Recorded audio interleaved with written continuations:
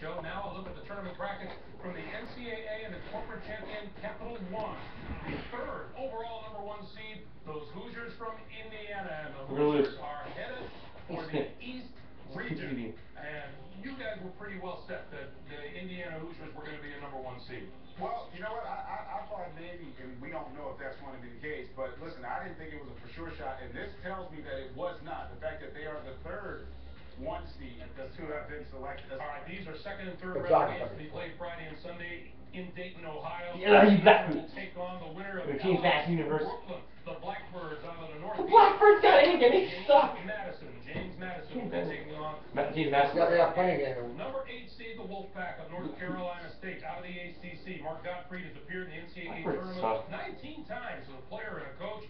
The #9 seed, the Temple Owls at 23-9. Philippe Wyatt named Atlantic 10 Player of the Year, leads the conference. Every time we get the same seed every year. Almost Like 20 79. points a game. Second and third Temple round always games like 79. Thursday and Saturday in San Jose, California. That team gets a lot. The Running Rebels of UNLV, the #5 seed in the East region, 25-9. They lost the Mountain West tournament title game to New Mexico in a brutal game. Yeah, they did, but they've had a phenomenal season this year, and I still think they can play their best basketball. If Mike Moser can continue to get healthy and have an impact, they could have a nice run in this tournament. Who are they going to go up against? They'll go up against the #12 seed out of the Pac-12, Mike Montgomery's California Golden Bears. Wait a second, they violated one of the tenets. These two teams played earlier this year, and Cal gets an essential home game against UNLV. Cal getting a 12 seed, Oregon a 12, UCLA a 6, Pac-12, no respect. No respect. I say, no respect. I mean, Allen Crabbe is good. Cal gets a home game. Well, It's #4 seed out of the Big East, the Orange of Syracuse Syracuse at 26-9 on the year. Coach Jim Boeheim looking to add to his NCAA record,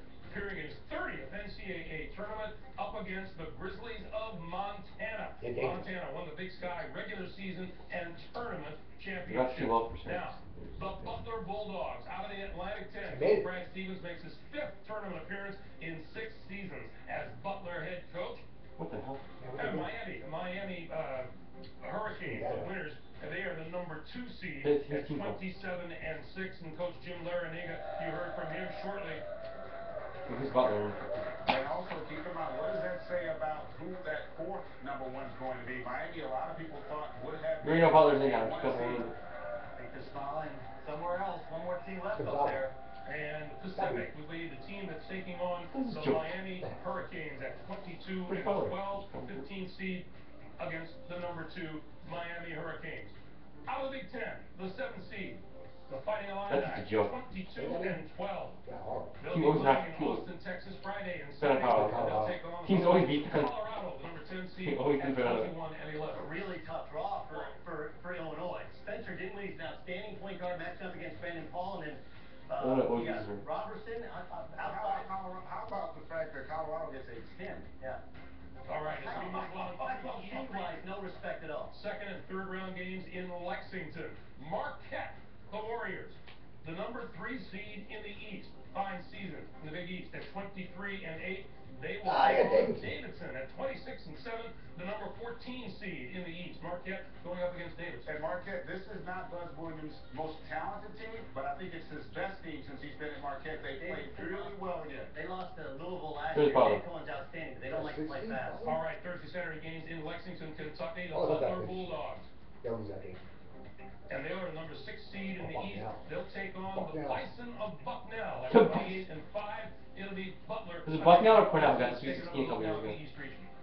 Bucknell, they won a game, didn't they? Bucknell, Cornell. One won 2 games. They got the Sweet 16. Surprise there, but I'm looking for Is upset that picks. Bucknell or I Cornell? think the 13-4 line is where the most upsets I think are going to be in this tournament. I think Montana beat Syracuse to advance to the next round. No, they were there last year. They got embarrassed by Wisconsin. They shot the ball very, very poorly.